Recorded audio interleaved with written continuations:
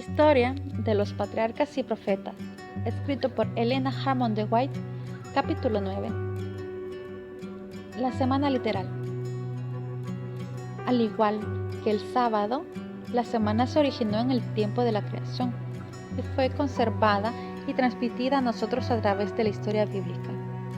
Dios mismo dio la primera semana como modelo de las subsiguientes hasta el fin de los tiempos.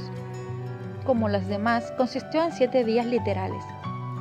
Se emplearon 6 días en la obra de la creación, y en el séptimo Dios reposó y luego bendijo a ese día y lo puso aparte como día de descanso para el hombre.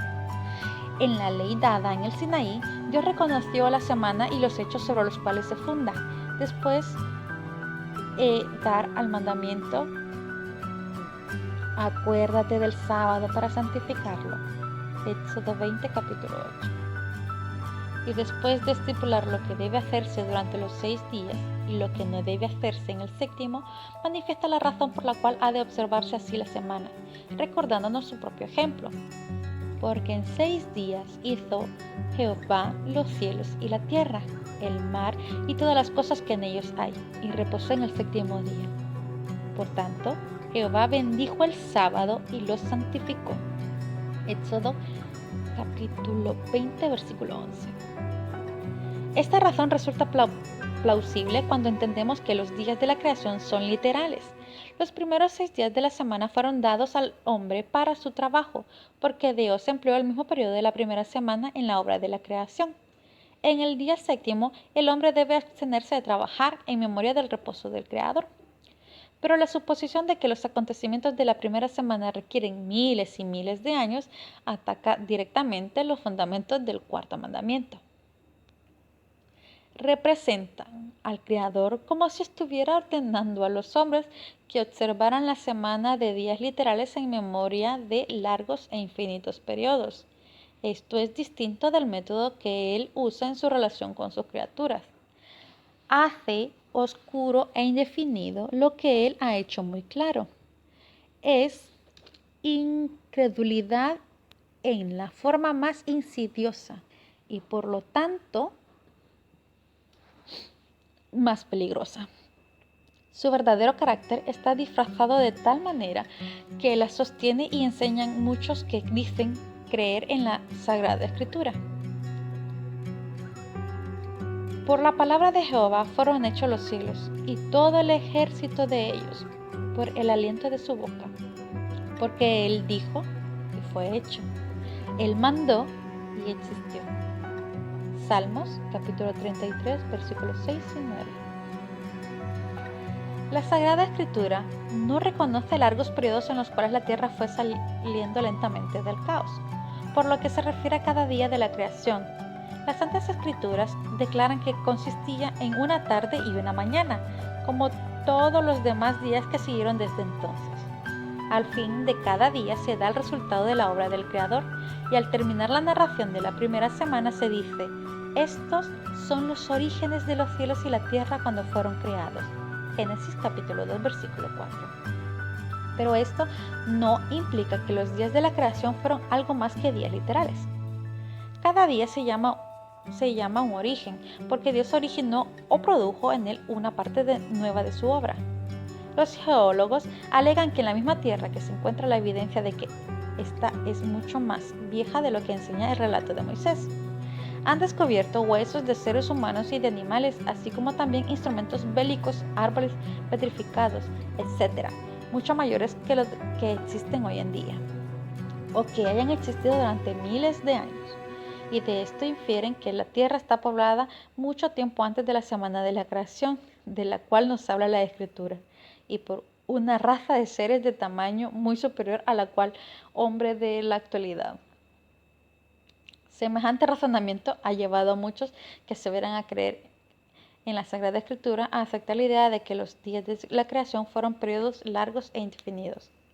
Pero sin la historia bíblica, la geología no puede probar nada. Los que razonan con tanta seguridad en cuanto a sus descubrimientos no tienen una noción adecuada del tamaño de los hombres, los animales y los árboles antediluvianos, ni de los grandes cambios que ocurrieron en aquel entonces. Los vestigios que se encuentran en la tierra dan evidencia de condiciones que en muchos casos eran muy diferentes de las actuales, pero el tiempo en que están condicionadas imperaron solo puede saberse mediante la Sagrada Escritura. En la historia del diluvio, la inspiración divina ha explicado lo que la geología sola jamás podría desentrañar. En los días de Noé, hombres, animales y árboles de un tamaño muchas veces mayor que los que existen actualmente fueron sepultados y de esa manera preservados para probar a las generaciones subsiguientes que los antediluvianos perecieron por un diluvio. Dios quiso que el descubrimiento de estas cosas estableciera la fe de los hombres en la historia sagrada, pero estos, con su vano raciocinio, caen en el mismo error en que cayeron los antediluvianos. Al usar mal las cosas de Dios, les dio para su beneficio, las convierten en maldición. Uno de los ardides de Satanás consiste en lograr que los hombres acepten las fábulas de los incrédulos, pues así puede oscurecer la ley de Dios, muy clara en sí misma, y envalentonar a los hombres para que rebelen contra el gobierno divino. Sus esfuerzos van dirigidos especialmente contra el cuarto mandamiento, porque éste señala muy claramente al Dios vivo, creador del cielo y la tierra. Algunos realizan un esfuerzo constante para explicar la obra de la creación como resultado de causas naturales, y en abierta oposición a las verdades consignadas en la Sagrada Escritura. El razonamiento humano es aceptar aún por personas que se dicen cristianas. Hay quienes se oponen al estudio e investigación de las profecías, especialmente las de Daniel y del Apocalipsis, diciendo que estas son tan oscuras que no las podemos comprender. No obstante, estas mismas personas reciben ansiosamente las suposiciones de los geólogos, que están en contradicción con el relato de Moisés. Pero si lo que Dios ha revelado es tan difícil de comprender, cuán ilógico es aceptar meras suposiciones de los que se refieren a cosas que Él no ha revelado. Las cosas secretas pertenecen a Jehová, nuestro Dios, pero las reveladas son para nosotros y para nuestros hijos para siempre. Deuteronomio capítulo 29. Dios reveló al hombre la manera precisa en que llevó a cabo la obra de la creación. La ciencia humana no puede escudriñar los secretos del Altísimo. No, su poder creador es tan incomprensible como su propia existencia. Dios ha permitido que raudales de luz sean derramados sobre el mundo, tanto en las ciencias como en las artes. Pero cuando los llamados hombres de ciencia tratan estos asuntos desde el punto de vista meramente humano, llegan a conclusiones erróneas. Puede ser inocente el especular más allá de lo que Dios ha revelado, si nuestras teorías no contradicen los hechos de las Sagradas Escrituras. Pero los que dejan a un lado la palabra de Dios y pugnan por explicar de acuerdo con principios científicos las obras creadas, flotan sin carta de navegación o sin brújula en un océano desconocido. Aún las personas más inteligentes, si en sus investigaciones no son dirigidas por la palabra de Dios, se confunden en sus esfuerzos por delinear las relaciones de la ciencia y la revelación, debido a que el Creador y sus obras les resultan tan incomprensibles que se ven incapacitados para explicarlos mediante leyes naturales. Consideran la historia bíblica como algo indigno de confianza.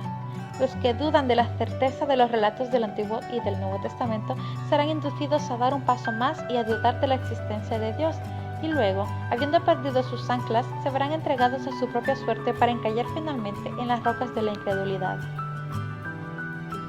Otras personas han perdido la sencillez de la fe. Debe existir una fe arraigada en la divina autoridad de la santa palabra de Dios. La Sagrada Escritura no se ha de juzgar de acuerdo con las ideas científicas de los hombres. La sabiduría humana es una guía en la cual no se puede confiar. Los escépticos que leen la Sagrada Escritura para poder utilizar acerca de ella pueden, mediante una comprensión imperfecta de la ciencia o de la revelación, sostener que encuentran contradicciones entre una y otra.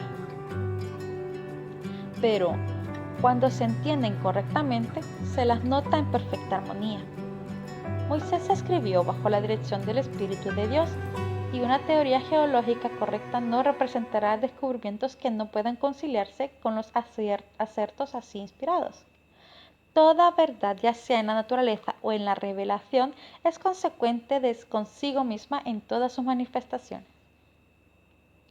En la palabra de Dios hay muchas interrogaciones que los más versados eruditos no pueden contestar. Se nos llama la atención a asuntos para mostrarnos que, aun en las cosas comunes de la vida diaria, es mucho lo que las mentes finitas, con toda su jactanciosa sabiduría, no podrán jamás comprender en toda su plenitud. Sin embargo, los hombres de ciencia creen que ellos pueden comprender la sabiduría de Dios, lo que Él ha hecho y lo que puede hacer. Se ha generalizado mucho la idea de que Dios está restringido por sus propias leyes. Los hombres niegan o pasan por alto su existencia o piensan que pueden explicarlo todo, aún la acción del Espíritu sobre el corazón humano, y ya no reverencian su nombre ni temen su poder, como comprenden las leyes de Dios ni su poder infinito para hacer efectiva su voluntad mediante ellas. No creen en el sobrenatural. Comúnmente, la expresión leyes de la naturaleza abarca lo que el hombre ha podido descubrir acerca de las leyes que gobiernan el mundo físico. Pero cuán limitada es la sabiduría del hombre y cuán vasto en el campo del cual el Creador puede obrar, en armonía con sus propias leyes y sin embargo enteramente más allá de las comprensiones de los seres finitos. Muchos enseñan que la materia posee poderes vitales, que se le impartieron ciertas propiedades y que se la dejó luego actuar mediante su propia energía inherente, y que las operaciones de la naturaleza se llevan a cabo en conformidad con leyes fijas, en las cuales Dios mismo no puede intervenir. Esta es una ciencia falsa y no está respaldada por la palabra de Dios. La naturaleza es la sierva de su Creador.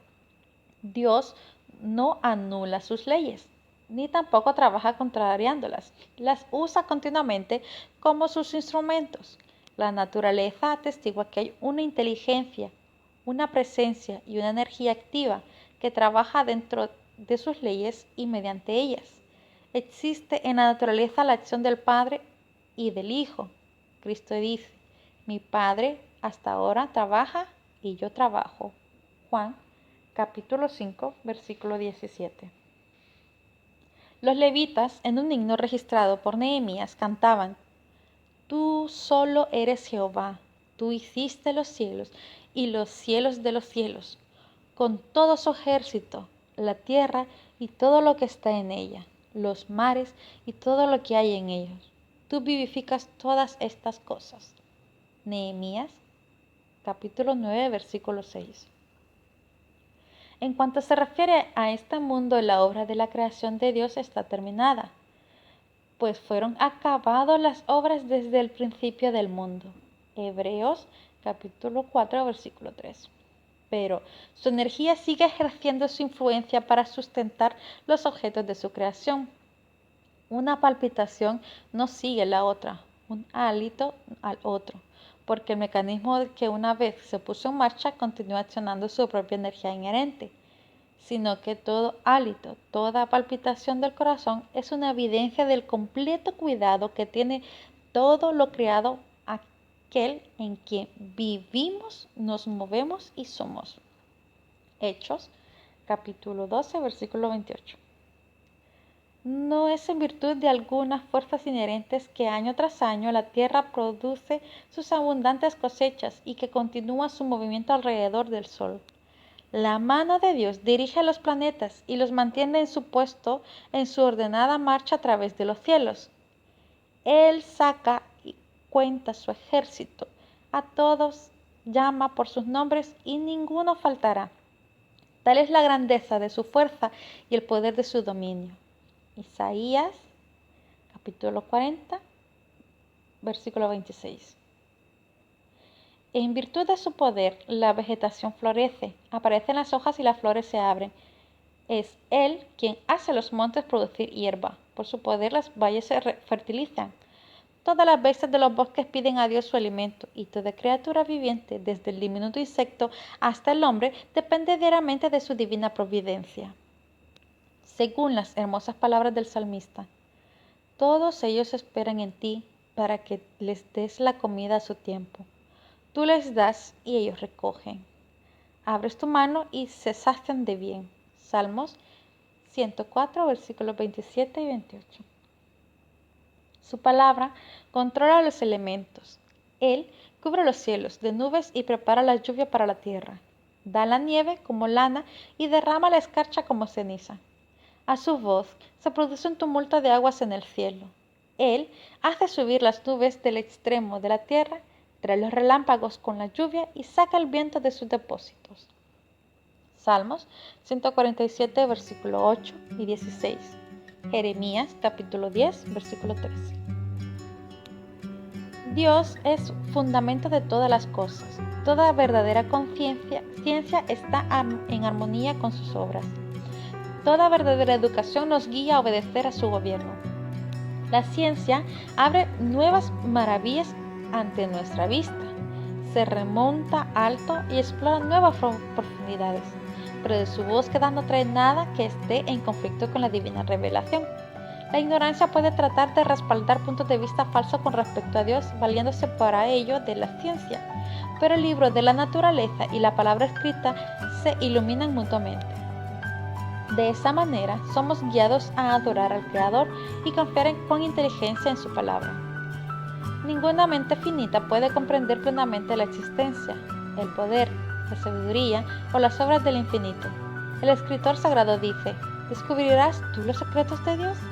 ¿Llegarás a la perfección del Todopoderoso? ¿Es más alto que los cielos? ¿Qué harás? ¿Es más profundo que el Seol? ¿Cómo lo conocerás? En longitud sobrepasa a la tierra y es más ancha que el mar. Job, capítulo 11, versículos 7 al 9. Los intelectos más poderosos de la tierra no pueden comprender a Dios. Los hombres podrán investigar y aprender siempre, pero habrá siempre un infinito inalcanzable para ellos. Sin embargo, las obras de la creación dan testimonio de la grandeza del poder de Dios. Los cielos cuentan la gloria de Dios y el firmamento anuncia la obra de sus manos. Salmos 19:1. Los que perciben la palabra escrita como su consejera encontrarán en la ciencia un auxiliar para comprender a Dios, lo invisible de Él, su eterno poder y su deidad. Se hace claramente visible desde la creación del mundo y se puede discernir por medio de las cosas hechas. Romanos capítulo 1, versículo 20.